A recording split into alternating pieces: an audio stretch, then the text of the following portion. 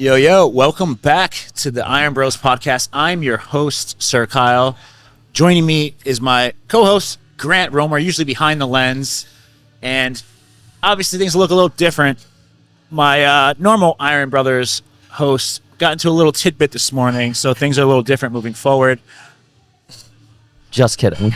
Just kidding. But we do have a special guest today, none other than my client Might have hit the cord. and one of my many sons, Anton Ratushnyi, coming off a pro card win at NPC Nationals, the youngest IFBB Classic Physique winner to date in history, hopefully forever. That'd be nice. Otherwise, maybe a younger son not born yet may beat you. Yeah. All right. But to kind of get into things, Anton, we appreciate you joining us. We know right now you're living in Texas, but for those that are not aware of who you are, maybe you can begin with a little bit of your backstory. Of course, yeah. So thank you for having me on the podcast. I'm a big fan of IRONBROS podcast, so I've been watching every single episode pretty much up until now, and I'm definitely going to watch mine. So super excited for this. Thank you for having me, and thank you for the nice introduction, Kyle. So, yeah, I'm going to start basically with my background and how I kind of got here. So 4 years ago, I moved from Ukraine, which was a big event, kind of big can event in my life, changing point. And that's where everything kind of started. So 3 weeks after I moved, I went to high school. Right. So what year is this dating back to? It was 2019. So 2019, so really not long ago at all. It feels like it was just now, but time really flies by. There's a lot has changed since that time, but I feel like my mindset and everything kind of stayed the same, even throughout the years. So 2019, you and your family come here. Yeah. How did that happen? So it's a long story. So basically every year, in certain countries, they have a lottery where you can win a green card. And in 2017 or 2018, my mom won the green card. So since I was a dependent, we all got to move there. We all got to get a chance to get a green card and move to the States. Awesome. So we waited a year and a half, 2 years, just kind of gather our things. And, we moved with 2 suitcases for the whole family. Dang. Wow. Yeah. That's crazy. So you were around 15 at this point, right? Yeah, I was 15 and a half. 15, Okay, and you come, so- and you can live anywhere. Yeah. Where did you guys choose? Oh, well, so we were just looking for a spot to crash. So first we got a motel, and it was in Edison, I think, so it's not that far. But New Jersey, ultimately, right? Yeah, The yeah. great state. Well, thankfully my dad was able to keep his job, and he kind of got relocated to Jersey. Gotcha. So that's where he has his office. Office got closed down during COVID, so he hasn't been there. But overall, Jersey is kind of where we were located, just because my dad's job. And then we moved to a motel, and then 3 weeks after, we had 3 weeks until I had to go to high school. So we're looking for a place to rent with in a nice area. Yeah. So we decided to move up to Warren, New Jersey, and that's where, and that's basically where we rented the first floor of a house, and that's where I lived for the first year and a half. Cool. Yeah. So so this is a question on behalf of Ant. He texted me he texted me a few questions that if he was here, he would have liked to ask you. Mm-hmm. His first one was, what was life, I guess, up until 15 in Ukraine? How was school? How were what were friends like? Your family situation, sports, hobbies, all of that stuff. Yeah, that's actually pretty interesting because my life really transformed, when I moved, and overall, I felt like I was a grown man back in Ukraine because, you pretty much mature a lot earlier, and I was able to travel around on my own. We had buses, public transportation is more developed, so I was pretty much fully on my own in Ukraine. Okay. And then when I moved, it was kind of a setback because I had to be freshman in high school and I get to do nothing. So how was the schooling? The comparison. So United schools versus Ukraine schools. How is the difference? So since Ukraine, in easy terms, is if you look at classes, every class is pretty much an AP class. Gotcha. Starting off maybe 5th grade. Yep. So there's no levels or anything like that. So, and the curriculum is much more advanced. So basically everything I learned in Ukraine came in clutch in the States, and I was getting straight A's without knowing English, pretty much my whole high school career. So they were much more, I guess, fast-paced and progressive in what we they had taught. 14 classes, 16 classes per, well, not per day, but per marking period. Yeah. And they would cap keep adding on. Like, for example, like in 6th grade, we would start algebra, geometry, geography. Then we would add in 7th grade, we'd add in like chemistry. So everything stacks on. And physics 8th grade, and just you keep advancing in levels rather than dropping the class. So I pretty much learned the whole high school curriculum back in Ukraine, and I only graduated in 9th grade in Ukraine. So now, being younger, I guess I can only imagine. I had moved in my younger years as well, obviously not out of the country or anything like that, but even just a town over is a big difference. What was your thought process at the time, maybe when you found out you won the green card? I'm sure there's some excitement, but as a kid, how did you adapt at first, or did you have a hard time? Like, because you're leaving all your friends behind in another country. It's not like you can see them tomorrow. Yeah, it was definitely rough at first, like moving and like changing everything. But from like my childhood, like I've always dreamed of like American dream and moving here and like accomplishing big things. Yeah. And that's where I kind of like locked in, and I just decided, okay, I'm gonna pursue something great. I obviously was upset that I wasn't getting many friends. Like, I didn't get a seat at lunch up until my junior year in high school. Why? Because it was just like I couldn't make friends, and it was hard for me. Like, I'll go months on end without like saying a word in school. Yeah. Really? I just barely spoke English. Okay. So you were like because of the move and just like the culture. I was kind of isolated for the most part. So you were much more on the shy side. So yeah, the first couple years in high school, and then what were, I guess, pivotal moments that allowed you to like kind of overstep that? So I would say just like, honestly, there was one thing like once I moved, I had like goals that I had to kind of strive towards, and the first goal was learn English. And you know, once I learned English, and I didn't have that as like a mental block to like, you know, to not have that, like I didn't have much confidence just going talking to people, because I felt like I wasn't at the same level, because my English wasn't at the same level. So once I learned English, which shout out to my friend Aiden Reggie, he helped me out a lot, because during COVID, basically when I moved, COVID hit, so I didn't get to practice English much. So basically me and him were lifting in his basement, and I would ask him like, yo, how do you say this, how do you say that?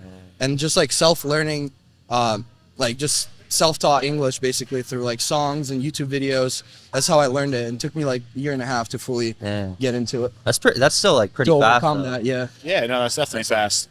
Side note, the mic is good where it's at, you think, right? Yeah, it is. Okay, I just want to make sure.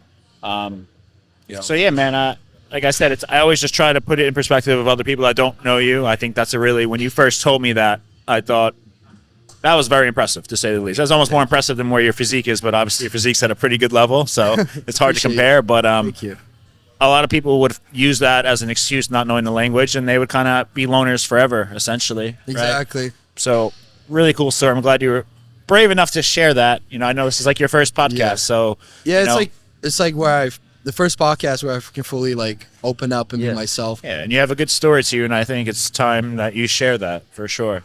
So getting into the bodybuilding side of things, right? We had a couple things that we wrote down here. So you moved here, you explained that story at a young age. Take us through what made you decide to say, hey, you know what, I want to pursue bodybuilding a little bit more than just going to the gym. What made you make that decision? Yeah, so basically when I was like, I got into the gym at 14 back in Ukraine, and thankfully, like, I had pretty good form, and like I didn't have my dieting right away, but I had a personal trainer because my mom got me membership and got me like 12 sessions with a personal trainer. So I had decent form starting out, and you know, I kind of like giving it all in the gym. So I would lift pretty intensely, and then at 15 I got my eating right, and as soon as I moved at 15 years old, I was like, okay, like, I don't know what's gonna work out for me in this country. It's either college or bodybuilding or something else. Like, I didn't know, so I would try to like put focus, like just direct my attention towards like multiple things, and it would be like bodybuilding, something like I would just challenge myself in the gym, and I would stay on my meals since 15 years old. Then I would lock in, like I would do good in school, obviously, because I thought I would go to college, which I still might. That's just a side note for my parents. So after the Olympia, you know, after the Olympia. Yeah. Well, we might have to make it happen, like some online courses maybe. Yeah. But this is a backup. But overall, like I had these goals. Like, okay, like I need to learn certain things, certain skills early on, just so I could something will definitely work out for me in the future, and I'll have something in this country, because knowing that I can't rely on my parents because they also just moved, just kind of put me in that position where I need to build something for myself. Yeah. So bodybuilding was one of the things I did, and there's school. I did sports in high school, like track, up until COVID hit. And What did you do in track? What did you do in track? I did 15-meter dash during the winter season, and then during the spring season I was gonna do shot put, but COVID hit. I took you as a pole vaulter. Nah. I was. Took you as a I'm pretty long quick. distance runner. I'm pretty quick, so I was actually one of the fastest in school as a freshman, and I went to sectionals my first season doing track ever. Okay. So I was pretty good, but it definitely it was challenging. Riding was challenging. My endurance is not at that level to keep up with a lot of guys, but at the same time I had like the explosivity. I was pretty quick. Yeah. And it challenged me in the mind for sure. Like just having to run laps in the winter and stuff like that. Now, did you play any other sports? I did play basketball back in Ukraine. Okay. And it was also like, I don't know, I mentioned that before, but it's more of like, it was more like disciplined basketball. My coach was like just tough on us, like running laps and not much like actual basketball. Well, we did play basketball obviously, but I'm pretty shit, you know. So you're no good. I could probably, I don't know. I still like, since I'm athletic, I usually win 1v1s against people. You know Kyle's good at basketball? I know he is. I think we gotta make it happen. We can play. Yeah. Just give me some time to heal. Okay. Yeah. I'll get back to it. You might be a little too fast for me. Yeah. So I guess going back through the bodybuilding scope, did you, when you first started bodybuilding, did you think in such a short time frame you'd actually achieve your pro card? Did you have that? Obviously, it's always the dream, but like, did you think it would be so soon when you started? So, I didn't get that vision of like, okay, I'm gonna go for my pro card. Yeah. Up until maybe I was 18. Okay. And then I kind of like got locked in on that. Yeah. But overall, like I always thought of like myself, like I didn't think I had like the superior genetics, even though I look good, but I just kept comparing myself to others. Yeah. And I was like, oh, I'm not there yet. So it didn't hit me up until maybe I was 18. Okay. And I was like, starting working with Kyle. yeah. You know. So when you started prep earlier this year, right? Just to try to keep this as organized as possible, because there's so much that we could really dive into. Yeah, there's a lot to talk about. I guess, so specifically when you first started, we had a conversation last year after a show, got together, the first time working together. Did you in your wildest dreams think 12 months from now you would have had your pro card? Or was it even a thought? Not really, Yeah. honestly, not really, because Right. you know, It's cool. we could talk about my first show and Yeah, so we'll how get into that in a kinda- second, but I just figured it wasn't. Yeah, I think that Yeah, it's just- that it's first different, show you know? was in the way of my like seeing that vision, Right. Yeah. like in the short term. Although like I went through like, you know, like at 17 I kind of went through like little existential crisis, and you know, 17? at 17 So- I was kind of like, all right, what am I gonna do with my life again? It was just because I had been working on something for 2 years, and I was like, okay, I'm not nowhere near my goals, right? So I was like, okay, what do I do? And then I went on a quick little trip to see my cousins in California. Okay. And after that was like, got motivated again, and you know, I got this tattoo, and they kind of how, all right, I'm gonna decide. What's the tattoo of? Just a goat, and I got this spear right here, symbolizes like courage and Okay. being, you know, after your goals. And obviously goat is like Very has fitting, perhaps. multiple meanings to that. Obviously it's So- not in an arrogant way, but Let's take us back. So, 15, you moved here, started lifting. yeah. Were participating in track and basketball, doing your thing. What made you want to compete, and then what challenges you that's what I'm faced going trying into that? Yeah, so I kind of had like the spirit in my life. It was like I got a good physique. I was 17, and you know, I kind of like didn't know where to go from there, and I got a little bit depressed, right?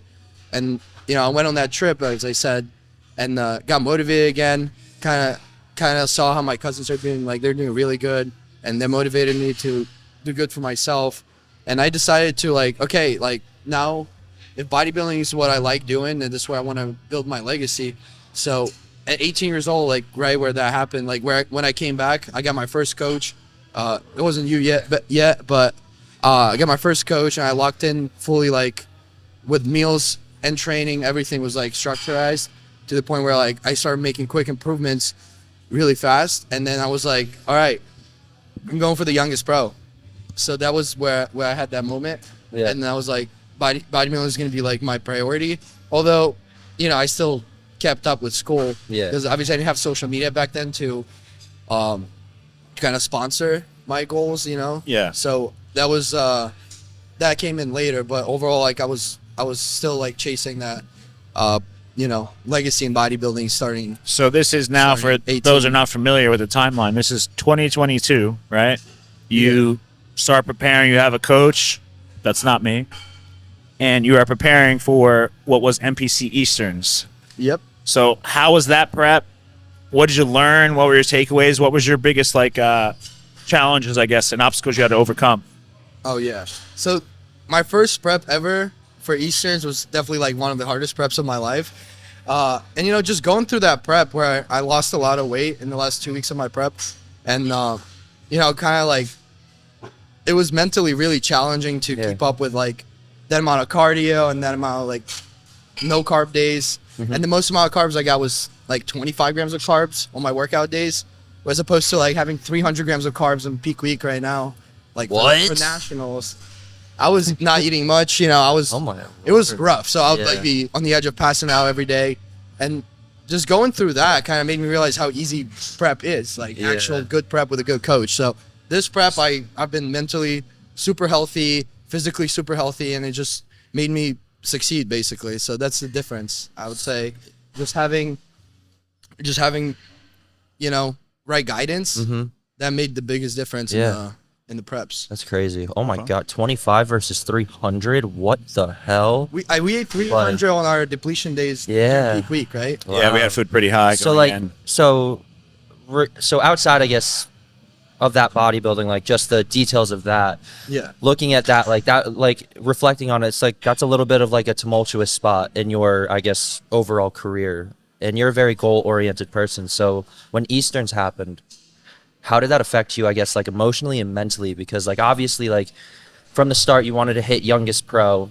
Yeah. You're driven for this, and then that first show comes around, and obviously, we won't get into it too much just because we don't want to rehash old shit. But like, there was a lot of flack thrown your way, especially on social media. Like, did that put like a halt on like, I guess, your mental health? Just because like, looking from the outside, like that looked like it was difficult, and like you managed to still get through it. Yeah, it was definitely something that, you know, I wouldn't wish on nobody, having, you know, whole internet kind of like get after you and tear you apart, which is obviously, that's why I want to talk about how, you know, we should inspire people and rather like encourage them to do things rather than just tear them apart online. Hopefully I'll be able to transform that, you know, in our industry. But overall, like it did take a little toll on me because I just knew how unfair that was to me.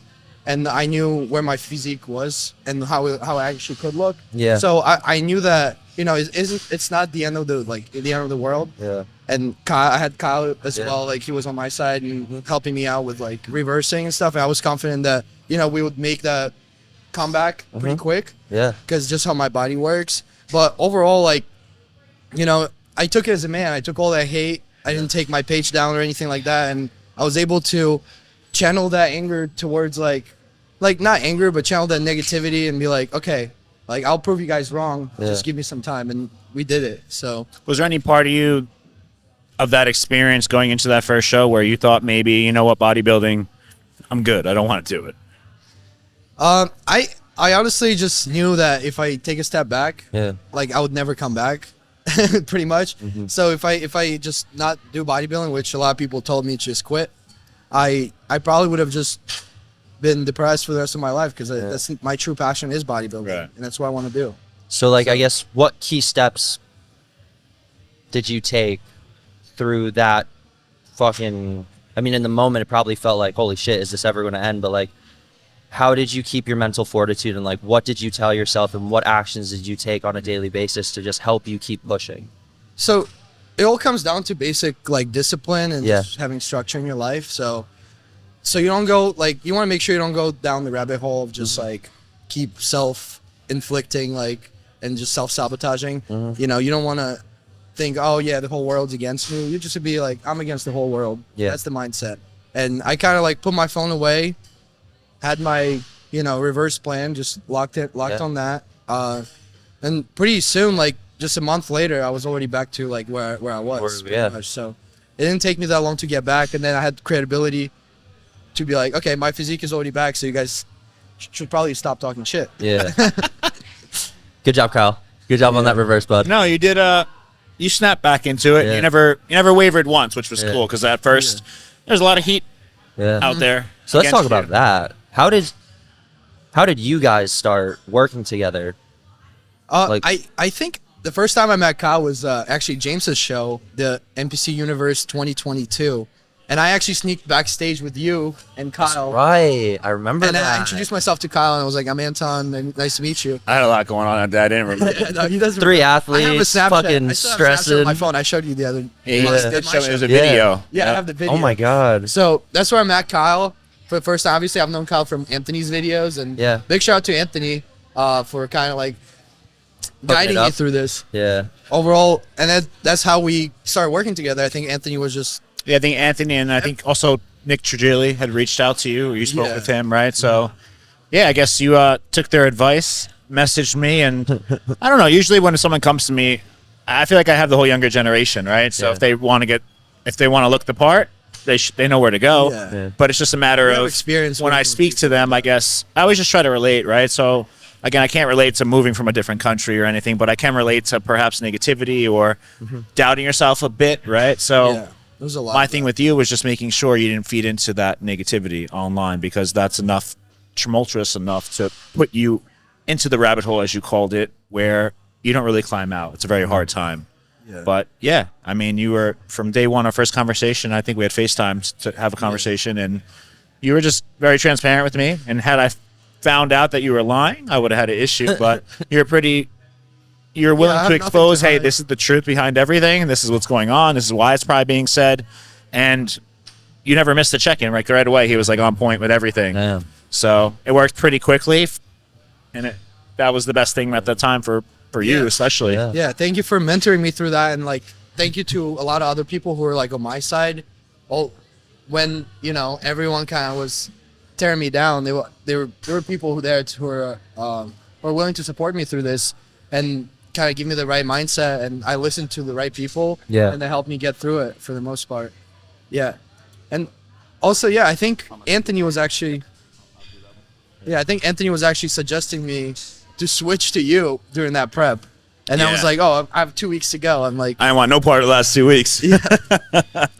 Bro, I would have been fucking sweating for that. Yeah.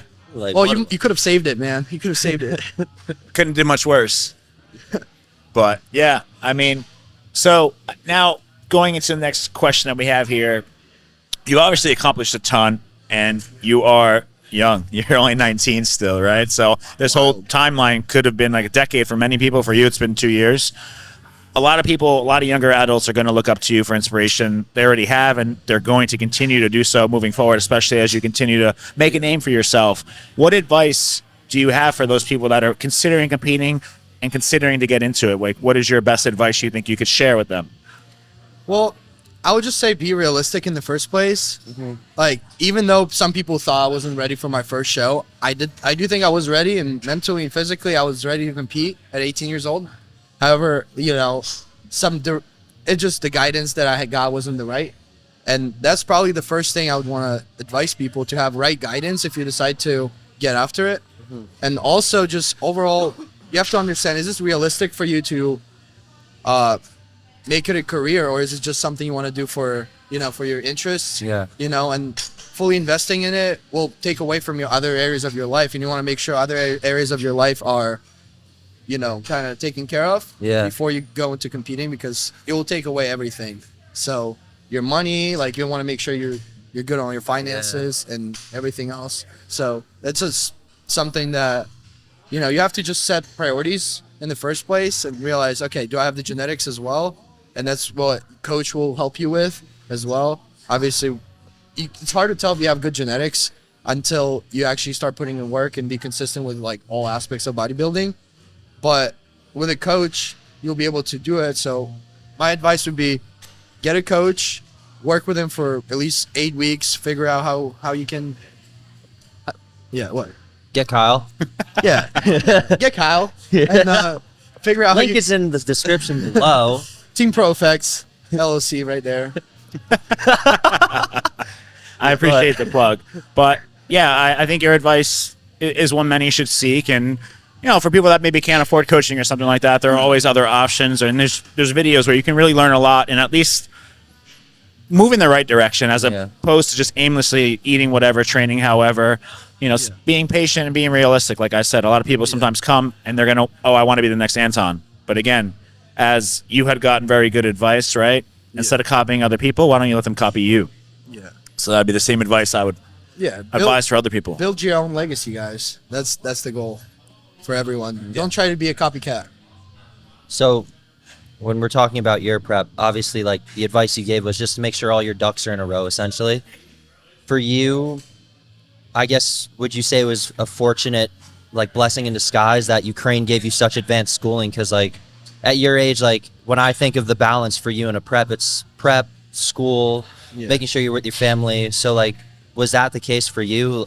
Like, you didn't really have to worry about school as, like, getting hindered too much just because, like... It was definitely pretty easy, like, going through school. Like, it didn't take me much time. I was able to finish, like, my homework in my classes. And I would just go home and just get focus on and go lift. Like, so, yeah, I was just trying to, like, you know, be as efficient as possible with school, but get good grades just so I could balance out other goals. Balance out your bodybuilding. Yeah. So it's pretty much, that's pretty much why I was able to get through school easy. But I did have to drop out from my school during that big prep, during my first prep, because it was just getting to me. It was a lot. And, you know, I decided to fully focus on the prep and just graduate online, which I did. So at least I have my high school diploma now. So basically that allowed me to, you know, finish up the prep and then move to Texas at the age of 18. How do you like Texas? It's fun. How is the change? Because, like, you're in Jersey. Like, Jersey, like, it's cold winters. It's Jersey's Jersey. If you know, you know. So how do you like Texas? Like the perfect environment for bodybuilding fitness. Yeah. I feel like it's always warm, so you can always stay shredded, which I wasn't for the first 6 months. True. Yeah, those are big off season, which you know, when I moved, it took me definitely some time to get used to it, but overall, Texas is like the hub for bodybuilding. Is where everyone goes, and they have the best gyms. They have cheap food, and kind of like no distractions, because I'm like isolated in Texas. I'm not, you know, I don't have too many distractions like I do have in Jersey, where, you know, I have my friends. I have like going out there, here, like, which takes a lot out of you. And if you want to just stay in the box, you walked in, you know, you want to have the perfect environment for that. When you moved down to Texas after that first prep, you went down there because you sought out opportunity in the fitness space, yes? I wouldn't say I was chasing like a fitness place. I mean, wait, let me just restart that. Like, I'll rephrase the question. Right? Yeah. So, you can just rephrase it. So, when you made the decision to move down to Texas, you did so with optimistic viewpoints on where bodybuilding could go, because you viewed Texas as a better bodybuilding hub than New Jersey. Yeah. That was exactly that. And in doing so, I also met my girlfriend, Sophia. Before, but you moved down there again as kind of by yourself, right? Your family didn't go with you. So you're always like, I guess the common theme here is you like to isolate yourself a little bit, right? And you're very selective with who you let into your support circle. So I guess moving into that, you moved down to Texas. Obviously, you come across a young lady that caught your eye and stopped you in your tracks, right? Yep. So how about you tell us a little bit about that situation and how that was a good support system? Because ultimately, the next question I want to get into is the role of your support system. And if you think it was needed, how great of roles each person may have played, your parents, perhaps coach, friends, girlfriend, things like that. All right. So we could kind of see the pattern here. Like, ever since, you know, when I do my move, like big move from Ukraine to New Jersey, that was a big leap, you know, in progression. And then again, when I kind of was at my lowest, I had to do another move to Texas, and that's where I kind of started building my new support system and everything. And that's the difference. I had in New Jersey, although I did have friends that I kind of like built along the way, only in the last couple of years of being in Jersey, because at first I didn't have friends. And then moving to Texas and kind of building another support system that's like genuine, and not just the people I met in high school, you know. And one of them is my girlfriend Sophia, who I met on my first trip to Texas back in December. And I took this little trip for a week just to check out, you know, Houston, the area. We met, and that's where it all started. I came back to New Jersey, and I was like, okay, I'm moving to Texas. So what'd your parents think when you mentioned Texas to your parents? Were they like, absolutely not? Were they like, why? Okay. It was like, my dad was really kind of like concerned with like, okay, you just didn't want to like see his kid grow up and kind of leave the house right away. Yeah. My mom was like, all right, do it. You got it. My mom was always encouraging in terms of like, you only live once, just do it type of thing. So she encouraged me to compete. I was, a bit too, I wasn't confident enough to compete at first. Mm-hmm. So she was the one who kind of put that in my head. Like, you have to make something out of it. Although like, it was my goal to begin with, but at the same time, I was just like, I always thought I wasn't good enough, So my mom was always like, you got to get after it. Yeah. So they were pretty supportive of the move. And as I said, like, moving and isolating yourself puts you in that perfect environment where you could just grow and improve. And that's pretty much what I did in Texas. And I was isolated for a good amount of time. Mm-hmm. And I made, the much needed improvements in the off season. We did eat a lot, got big, and we started the prep. So was your father, obviously he's concerned because you're his son, but was he concerned about your choice in choosing bodybuilding as a career? Like, was he like hesitant on like, oh, should you do that or should you focus on school? Like, what was his, I guess, perspective or outlook on it? Because obviously now I'd love to know his reaction to like you now becoming an overall champion. So I think my dad's perspective hasn't changed much pretty much ever since. I mean, now that I've accomplished like much bigger things in bodybuilding, he understands more. Yeah. But he still thinks that, he thought back then, especially like that I do need to get my college degree just because how Eastern European parents are. They think it's like a staple you need.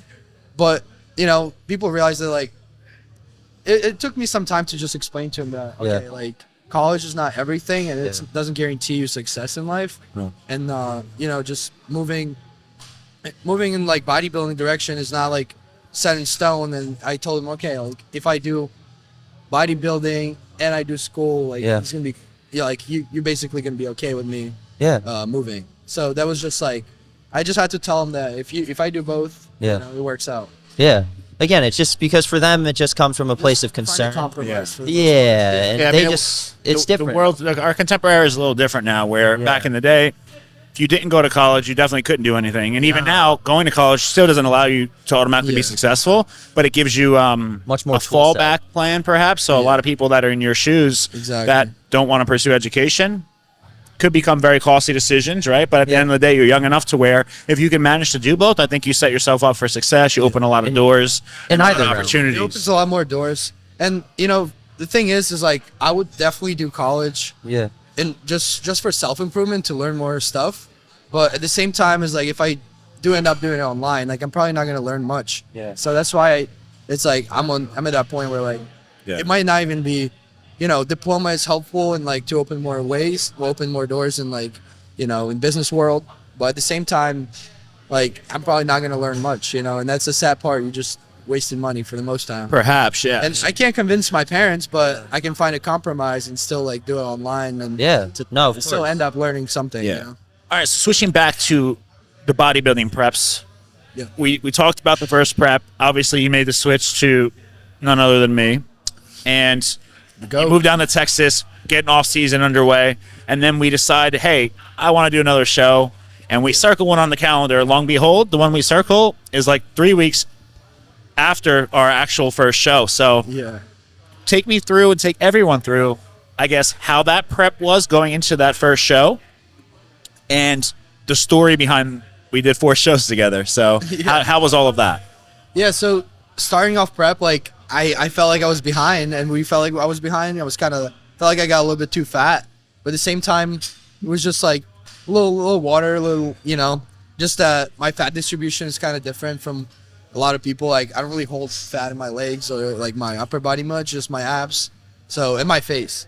So like, I looked pretty chubby, so I thought it would like take me a while to get in shape, but once things started firing up, my body started responding quicker to like all the dieting, training, and everything. So we really started making quick improvements, and we decided to jump into a Belton show It was an MPC Texas Cup. Texas Cup, yeah, to get the qualification, because we were not sure if I would be able to compete after we do summer shredding, which was our kind of like the question mark show if we're doing it or not. Yeah, we didn't even really plan on doing that at first. You know, we had originally, we were aiming for Easterns again, basically, right? At first, and he was just progressing very rapidly, to say the least. So you're just like, screw it. And we were just like, you know, let's just jump in now. There's no point in keeping you here for 6 weeks. Like, it's in the backyard. You don't have to travel. So I always think of like, what would be least stressful? Yeah. Now, taking a plane, traveling isn't the hardest. He's obviously came from a different country, moved to Texas. However, ideally for someone's physique, if it's in your backyard, go do that. So you did that show in Texas, wiped the floor, right? Won the overall. Yeah, I wasn't expecting that, actually. And then it was 1 week later or 2 weeks? 2 weeks with summer shredding. Just a week later. A week later. We did 3 shows in 8 days. Yeah. What the fuck? Yeah, that was wild. Yeah, so going into that show, like, I really didn't have much confidence. I didn't think, you know, I was the favorite to win, because, you know, the PTSDs I had from last year, just not having that, you know, self-confidence. I just, you know, stepping on stage was like a stressful event for me. And seeing guys backstage, I was like terrified. Like, oh my God, they're so big. I'm gonna get shit on. And then, like, I guess there are no mirrors around backstage. Huh? Out of nowhere, I take the overall, and I'm like, oh wow, I guess I'm back in the business. Yeah. Yeah. So you win that, and then a week later, summer shredding, right? Yeah. Swept. You obviously have to have some type of confidence going into summer shredding, right? To where like you feel, I'm not saying you're on your high horse by any means, but it's a lot different from the year before. Yeah. So that just winning that first show was like, okay, now I think things are starting to fire up, and that's why I was like, I saw the vision where we're going, and I was like, okay, let's just kill this prep. Like, we're doing good. So once I had that like little confidence booster. Yeah, like little validation basically from the judges and from everyone, like just taking the overall at 19, I was like, wow, okay, so maybe I'm not the Adobe guy. Maybe I actually still look good. Yeah. So now I had that confidence, and I went to summer shredding and qualify, which, you know, it was a really stacked show. And once I was backstage again, I was also worried, and I was like, wow, I don't know if these guys look big. I don't know if I'm going to win it. Right. So, but then it happened again, but you win the qualifier, and then the following day, less than 24 hours, is the finals, right? So it's like, all right, got to be ready again. It was a really long show, Yeah. Because the first show, the qualifier, it was taking so long for them to like run through people. There was a lot of men's physique guys and transformation guys. So I think I stepped on stage at like 11 p.m. Oh my God. Got home real late, like 12. Like, I think I got home right away pretty much. And went to bed, and I just had to wake up in the morning do it all for again. judging. So all over again. So doing that show, it was also like it was just all kind of put me in that uncomfortable state where it got me used. Like, I went through the hardest parts of stuff. Like I went through like the hardest periods of prep before the actual like big prep that we were thinking, the nationals prep. Like, you know, I had this long day of competing at summer shredding, and then 2-day show. Like, that gave me like so much experience of like stage presence and stuff. So I was ready for nationals, which was pretty much an easier show compared to summer shredding, because it wasn't a 2-day show, you know? Yeah. So it was easier to get through. And I like, you know, that's what I was concerned about. Like, just having like staying collected and being able to like get through the show and just deliver the right package, you know? So ultimately, how that weekend ended with summer shredding, you qualified by winning that first show, and then the next day, you win the overall, and you collect quite the bag for an amateur competitor. Shout out to Christian Guzman for that. So let's, honestly, like, my first question that popped in my head was, how did you hold him? So what was your thought process as a coach? Because if he had the qualifier on, say, day 1, but then you now had to hold that package all the way until day 2, especially like with such a peaked physique, and like how as a coach would you judge that, or like how would you, like, I guess, make sure he doesn't miss the peak then or go soft or like overspill? So I think leading up to that, with any athlete, typically I speak to them a lot, right? Especially coming into a week. Any of the high profile athletes that are constantly like filming things, like I know I just try to be very anal with timing, just so I'm prepared as well. So going into that, I just knew, hey, this kid's young. At any point in time, depending on a placing, depending on something someone says, he could derail. So it was just really just saying communication, like, a lot more often than usual. Yeah. FaceTiming, making sure like, okay, He's good. you know, because I don't know him. I only know him from my encounters with him, which I can count on one hand, essentially, outside of FaceTimes. But the more I got to know him, and the more I realized, like, hey, if I tell him to shit at this time, like he shits, and he tells me, he was very on command. Yeah, my shits were coming in even on show days. Yeah, so that was the main thing, is just keeping stress. Like, hey, this is the game plan. This is what we're doing. This is my honest assessment of where I think you are, and I think you're gonna kill it. Go have fun. You know. So what was the food like when you had to hold him? Especially, obviously, like there so wasn't that night much time after, between contrary to anybody that wins a show, typically, like I try to let them have free reigns a bit. For him, there were no cookies. There were no like freedom. Depressing meal. Yeah, it was just like, hey man, back to this like bullshit protein veggie meal. Wake up in the morning, send me pictures, and it's just like, it wasn't even a moment in time where I sensed like I don't have empathy when it comes to those things, because again, you came to me with a goal. It's militant. And we don't have time to like, oh, My like goal it's was to okay, take let's you have a on. meal. Yeah. It was just always raising the bar constantly as quick as possible. So I didn't think twice of it, and I think that's the main thing. Sometimes when you become maybe like emotionally, you put your emotions into it as a coach and an athlete, you start to care like, oh, like I don't, this is what he should do, but I feel like he might get mad at me. I don't give a fuck. I just want him to win, right? That's how we do it. So I want him to win, and I said, I know if I let him go off the rails, we might not have the look we need in the morning, and I don't know who's going to show up, but I know it's probably going to be harder than today. Can't risk it. Yeah, so that was that, and then we just kept winning. So that's when we said, you know, nationals, like, let's do it. But at no point in time did I ever think in my head like, hey, he'll get his pro card this year. It was like we had a goal on the calendar, circle. Going. Let's win this. It was just like stepping stones. Yeah. And I think that's how people sometimes get Take a day at a lost. time. They like look forward too far in the calendar future to where they're not focusing on the goal at hand. So you have to crawl before you walk before you run. You can't be thinking of being Usain Bolt in the Olympics if you can't even like jog, right? Yeah. So that was the never getting ahead mindset. of myself. Exactly. So we looked at like a project in school. Yeah. Does it make sense on paper? Hey, this is the ultimate crazy goal. We don't really need to talk too much about it right now, because if we don't win, if he didn't win any of those shows, He wouldn't even be able to you look at that. don't belong here. That's not your time. So I guess then bounce off question from that would be, there was about 6 weeks in between, I guess, summer shredding and nationals. Yeah. How would you, when you think about it, how are those 6 weeks compared, I guess, to like the 16 to 20 weeks leading up to like the first round of shows? Like, how was your headspace? Like, were you confident? Were you just like, oh, this is just like, I'm in my zone, like I'm just locked in, like just, you were like just in? Yeah, so starting off the nationals prep, like I was honestly a little bit anxious, a little bit worried. Like, okay, like these shows I won, like, I feel like I belong in bodybuilding.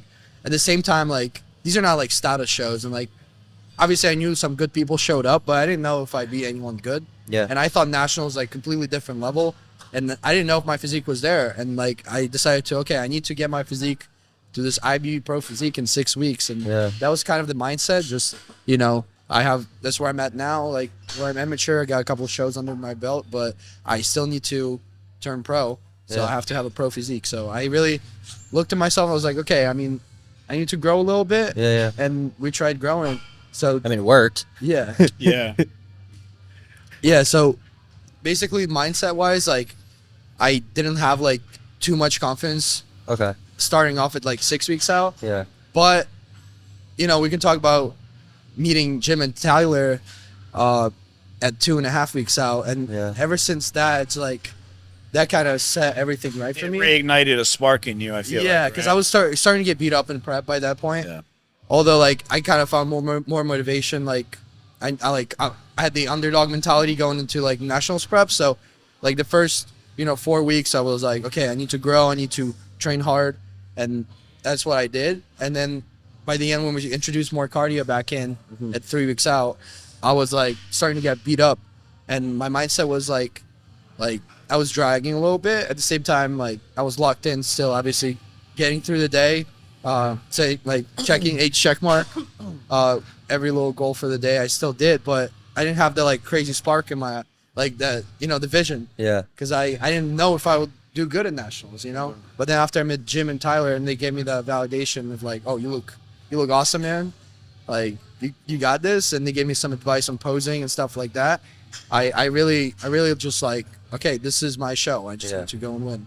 So that just made me super focused. And biggest thing was about keeping finding that perfect balance of not stressing myself too much of how big this goal is. Yeah. Kind of ground myself and just think about okay, I want to get through the day, and as I said, check every check mark, and then I also want to focus on not burning myself out too much. Yeah.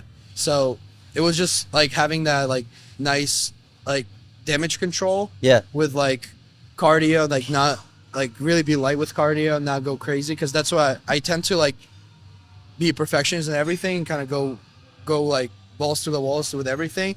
But I needed to really make sure I do the smart. I'm being smart, but I'm also putting the right amount of intensity.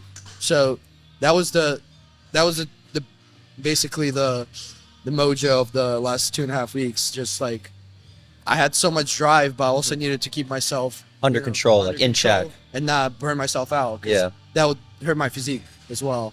And that's the thing. Even after I won the first qualifying summer training show, I always had this in the mindset of I need to stay.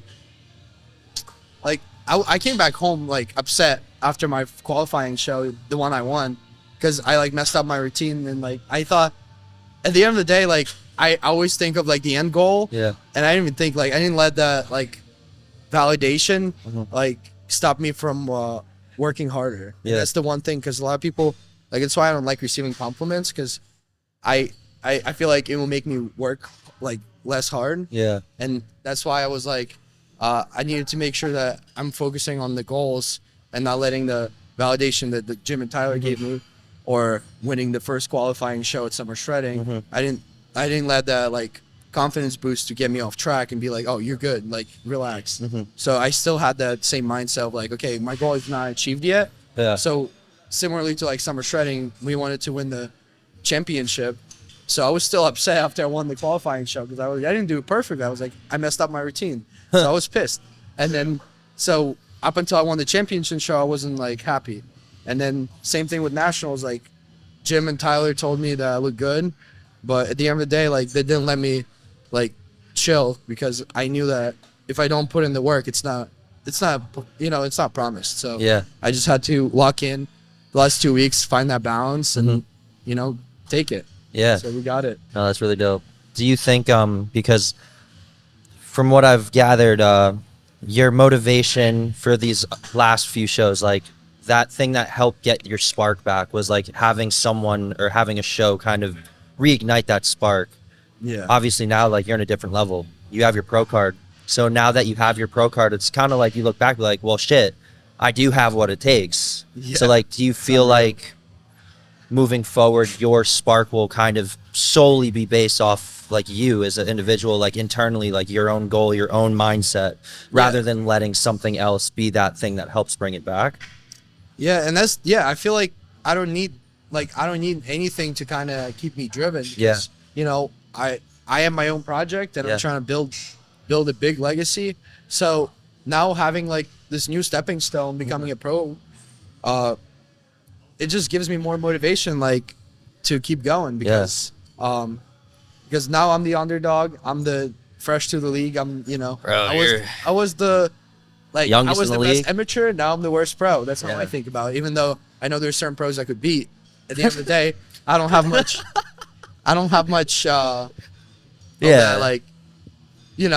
time in the mindset. game. I do think if I keep this underdog mindset and it'll help you keep working towards it,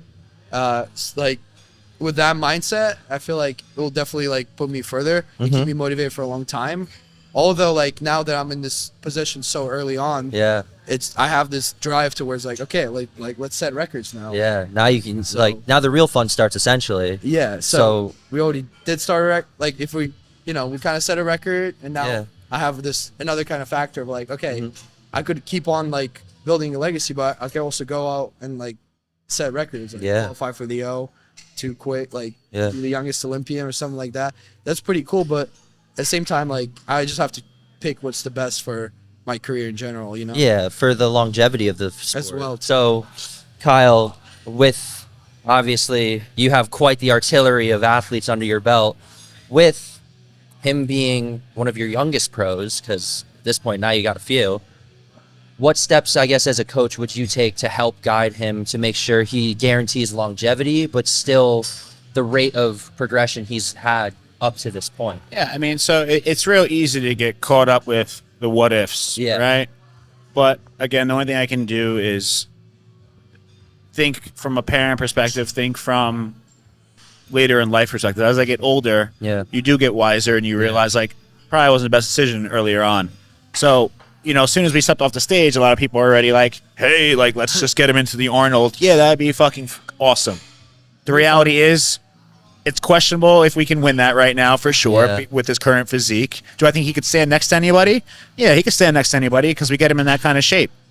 But he's going to get burnt out if that's the case. And the last thing I ever want to know is, hey, you played a role in you obtained the youngest pro, and where is he now? Yeah. Like, what happened to? I don't want that to be a Google search, right? So it's more of a little goes a long way in all aspects of life. So we've had a lot of success thus far, and my goal for Anton is, it's not if but when he's on the Olympia stage, right? Because it will happen, and you don't have to even speak that into existence. It's going to happen, right? I'm very, very confident in where he can be, but we want to make sure that we get there in the healthiest way possible with all aspects of life. So right now, I mean, let's face it, the kid, he didn't have a high-paying job or anything. He's just starting to come into a little bit of money from his success.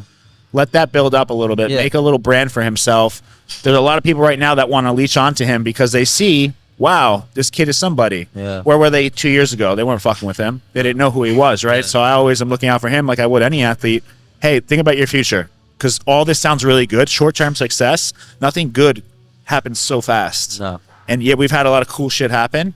But in retrospect to what he can achieve, winning an Olympian title is nothing compared to this, right? So that's where we are. We haven't lost. I don't want to lose. So now it's crafting the physique needed so that when he steps on a pro stage, it's just like, all right, well, who's second? Right? Like, this is obvious. That's where we need to be. How quickly that can happen comes down to his body continuing to be fresh and responding. I don't set any limits on any athlete, but it happens sooner than people think. You know, so that's my main goal for Anton, is to keep him as healthy as possible, educating himself on the risk and not making decisions based on risk, because you got to take some risks in life to get somewhere. I think it's very important. It's just a matter of, hey, if I fail here, am I still kind of safe? Making educated decisions, right? So that's what I'm here to help him with. Ultimately, I'm his coach. If he wants to do something, all I can say is, hey, I'm in agreement or I'm not. At the end of the day, he trusts me right now with the reins. So that's always what I want to always instill, is like, hey, I'm looking out for you. I will never tell you to do something because I'm trying to hold you back. It's just, I know where you can be, where you will be. Just bear with me here, you know? So right now we're going through a detox phase of just like everything. There's a lot of, he's growing a lot of social media. The kid's been on every platform known to mankind at this point, every page. I'm just trying to stay off my phone. Absorbing it. It's the holiday season. You know, we took a couple weeks off from the podcast because there was just a lot for me as well. And then family's really important, right? And when you get caught up in preps and bodybuilding, you need to be kind of selfish. So it's time. I want to give him time with his girl, his family, who doesn't get to see, because he's 19 as a kid. You'll never get these years back. Eventually, at some point in time, that's so true, you'll be lonely again, right? Remember these times. So that's what we are just creating, as memories.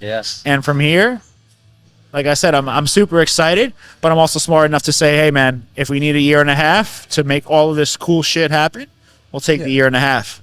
Might not need that, though, for sure. That's why I trust you with this. Like, you're not just my coach, you're also a mentor, and you're the mastermind behind our success together. So appreciate that.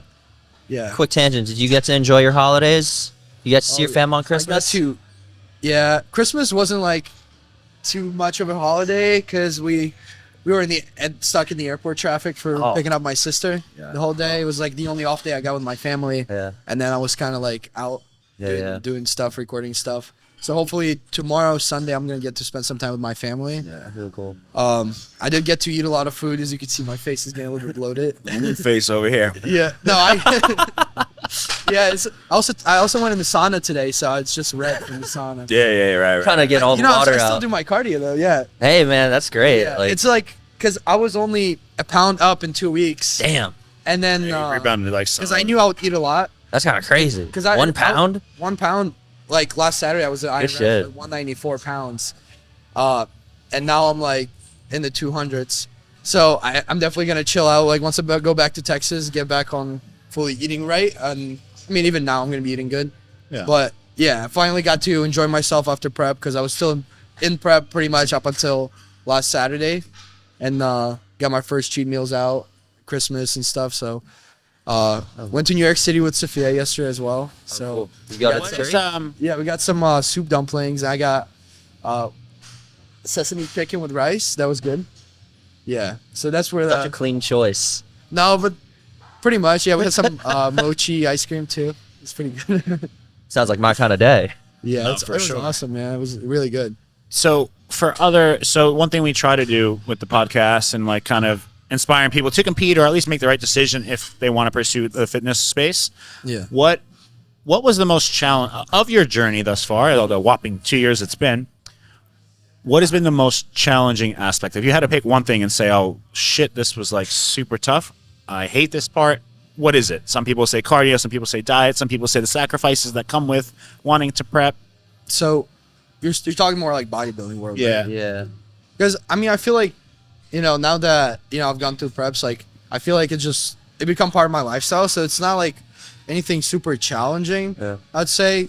Like, I'm used to like having prep as my lifestyle, but at the same time, I feel like for me, it's more like what was stressful is like keeping up with my social media and stuff like that, like that was the most challenging part. Cause like, it's basically a reflection of how you feel inside. And sometimes you put out stuff and sometimes you don't want to put out stuff and just something that was stressing me out a lot. Especially with all the backlash I got last year, kind of kept me away from posting and, wasn't able to be myself online for a while. So that was just something that stressed me out the whole prep. Like, I know I look crazy, but I can't post anything because I just, I don't have the right environment for that right now. Cause I came off all this hate and stuff, Social media is definitely hard. And that it was brings me definitely to, like the aspect. A core memory I remember from our weekend of nationals. Do you recall I yelled at you one time? Yeah. What? Yeah. What? The only time I can think that I yelled. I was acting kind of goofy. Like he'd come off stage at prejudging, and there were just a couple pictures that maybe didn't catch him. Pictures a specific moment, an instantaneous moment in time, and he didn't look the best. He didn't look bad, right? Body dysmorphia 101 of competitors, but it wasn't the best. And people started making comments like, "Oh, he didn't even get first call out. Oh, he looks a certain way," and he's sitting there reading it. So I'm driving, and he's just like fuming. I can like sense the fumes like building. So then we get back in the house, and this kid is like, for the first time, all of a sudden like tweaking, just bugging out. So just one comment was like, this kid's looking softer than last year. Bro. And I'm like, Anton, and I'm saying it, and he's just like, hears me saying it, but then proceeds to keep reading the next comment and reading the next comment. And I'm like, Anton, shut the fuck up. Like, I was just being a robot. Yeah. Like, really? Yeah. And that's something I realized, like now with more, popularity and stuff, like just being able to block out the people that are like, they're just there to like talk shit, because they're not doing much for them. What's up, bro? Because they're not doing much for their own. They're just like, they kind of have this lack of fulfillment, and they're just like looking to spread that on others. And that's where I realized that, only the people that are above you should take advice from, or the people that are at your level. People who are there behind you and they're not doing much with their lives. All they want to do is just feel better about themselves by bringing you down.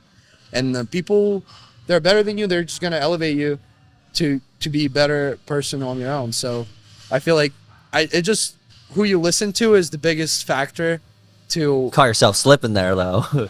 Yeah. At national weekend. You're like, Have you ever you have to choose the right people to take advice from, for sure. So, have you ever just found yourself wanting to scream back at Kyle in just fluent Ukrainian so he can't understand? No, not really. I mean, I feel like me and Kyle kind of have this relationship when he's like, I still treat him as like an elderly. You know? At the same time, like we're good friends, but we have like, I respect Kyle a lot, so I would never scream back at him. It's just how I was. I guess I was. It was just growing up in Ukraine. I guess how I was taught to treat elderly people, and mentors and everything like that. So definitely just mentality growing up in a different country thing. So that's why I don't think I would scream back at Kyle, but yeah, I would only get pissed at Kyle only if like he's like not responding to me for a little bit, or like Kyle can do that. but that's like that barely happened during prep, Yeah, like, Kyle. only when I could call him though, Yeah. and when I can call, Kyle would always pick up, so it was taken care of. If you call me, I have to pick up. I already know Kyle would literally not even know what to do. Just like, look, like, I don't even know what you just said, so like I can't. Like, that would be what so do I funny. do? I'm like, hold on, I wipe out Google Translate. Hold on, say it again, little bitch. Oh my god. Yeah, that'd be funny. Yeah. Wait, did we have any moments like that in the Airbnb when I was like speaking Ukrainian? It was something like No, that. like I said, you were just like freaking out that one point in time, and I was just like, Shutting it down. yeah, I'm like, before this like cortisol gets out of control yeah. here, let me just Yeah, I kinda was getting real heated. pull the reins in. Like, I Yeah. know you literally won your pro card, but again, like I guess I also challenged him too, and like maybe, I mean, looking back, it worked, but for some people, it might not. I was never really satisfied, right? I said, hey, you look great. I never once were like, hey, you're going to win this show for sure. It was Yeah. more, Yeah, you even were when he never won his pro blowing smoke card, I'm up like, my ass. hey, you won your pro card, but like I don't want that. I want overall. Yeah. And that was always, we just kept again continuing to just raise the bar without even thinking like maybe this is good enough. Yeah. Yeah. It was never good enough because again, you just want to set your goals in life slightly outside of what you Reach. truly could reach, but not some impossible stupid Yeah. thing, right? And that's what we continue to do, and that's what we I will feel like continue to do. There's Yeah, coaches that's out good. there who just blow smoke up your ass, saying like, "Oh, you're gonna win this show because I got you right," and then all that, and then they have like, unrealistic expectations. But I always kind of kept my expectations low, just so at the end of the day, like even if I didn't win or anything, like I would be satisfied with wherever outcome it would be because I did my best. I knew I checked every check mark every single day, and I didn't fuck up once, and I knew I did my best. So even if I didn't win, I had the expectations of like, it'll come later. Yeah. My biggest thing is like under promise and over deliver, right? Yes. So that's what I believe. If you can apply that motto, Yeah. it can really transcend a lot of things you look at. Yeah. It can Yeah. also just help you live 100%. like, I guess, a much more sustainable life, Yeah. and especially in this case, a sustainable career.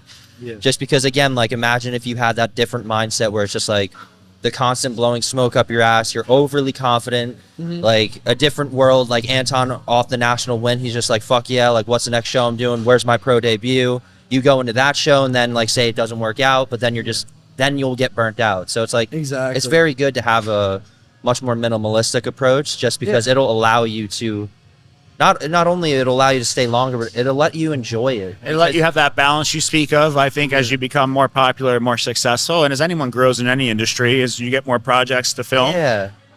what originally made you satisfied was someone asks you for something and then you over deliver. You Yeah. give something even beyond what they could have thought. But unfortunately, as you become more popular and more people reach out to you, it's easy to get caught up saying like, "Yeah, sounds great," and then you kind of just going through the motions because you're burnt out, Yeah. right?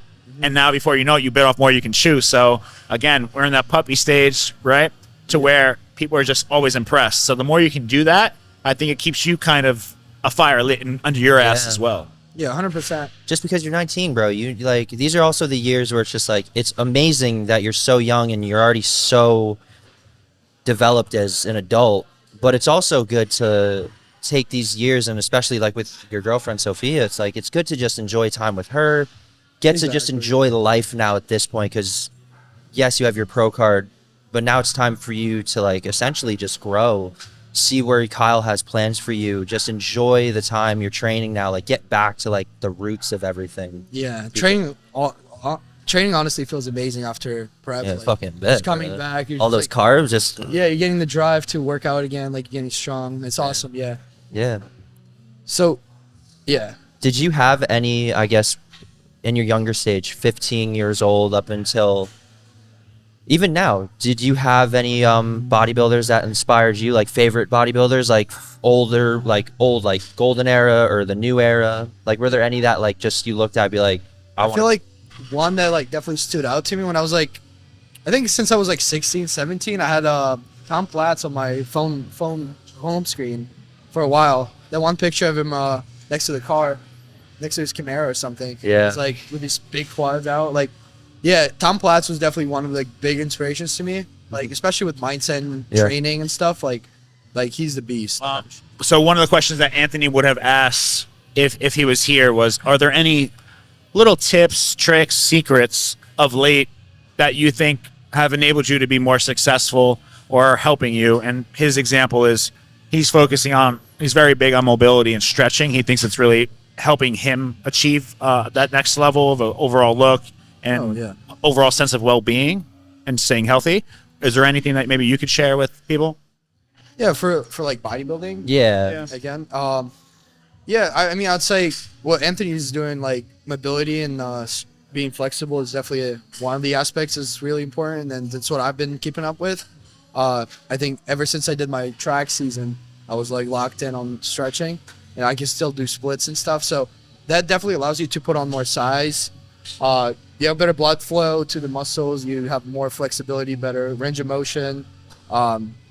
Delivery of nutrients is better. You have more room to pack on size. So like you stretch out your, get more room basically. So I feel like that's a good aspect. And overall, just bodybuilding is a lot about mindset. And I feel like realizing that, it's not always going to be comfortable, and you just have to like kind of accept that reality of like being uncomfortable and make it your lifestyle. And then once you have all these like routines and all the habits like locked in, it just becomes effortless. So like just do your own research the perfect routine, perfect lifestyle for you to incorporate bodybuilding in your life, and then you're going to be able to keep up with it. And that's what I've pretty much been doing since I was 15.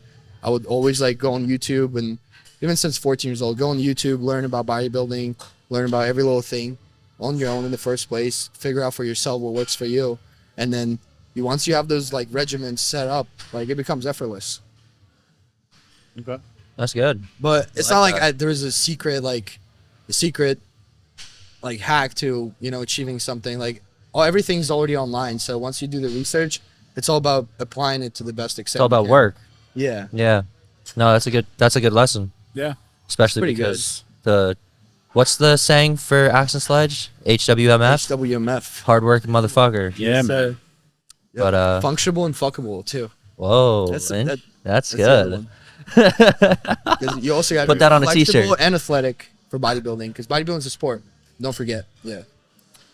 Speaking on sponsorships, you are recently a sponsored athlete with Action Sledge. Yes, sir. What facilitated that decision? And I guess looking back, now you could have probably went anywhere you want for sure, but you chose them. Is there a reason for that? Yeah, I think I would still choose Action Sledge regardless of any other offers I would have right now, just because like the niche of like where Action Sledge sits with just being strictly bodybuilding and having the products that are like really bodybuilding focused, like that's what I use. Like that's something that I've been using and something I will keep using forever. And just like the quality of the ingredients and being with the quality of the ingredients that just allows you to like do it professionally and keep up. Like you could still use supplements and they're not going to mess up with your stomach, and like utilize all the protein powders and everything, because sometimes it just sets you back. Even if you have an indigestion from like a protein shake, it'll set you back. But with Action Sledge, they have really good quality ingredients. That's why I chose them. And also just being alongside with like people like Seth Ferosi, you as well, and like just having that family of Action Sledge is it's just the best. Something I've been looking for, like being part of the team. And Seth Ferosi's been like a big role model to me ever since I moved. I learned about him, and I had the Machiavelli Motivation podcast in my headphones like 24/7, Seth Ferosi's voice. So now Seth Ferosi's like that inner motivator in my head, saying like, do your fucking cardio. Very well. In the morning. Now you can just text and be like, yo, tell me to do my cardio. Yeah, exactly. He sent me remember he sent me that video after the show? Yeah, Seth had reached out. Right after the show? Seth's awesome. Yeah, we were at night, we were eating. Yeah, he sent me a video I'm so hyped, man.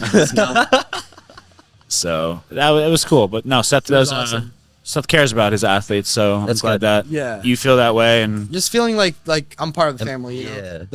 and just the bodybuilding family. And Seth them being in Pittsburgh, that's where, you know, NPC headquarters kind of are too. That was NPC, helpful. IFBB, yeah.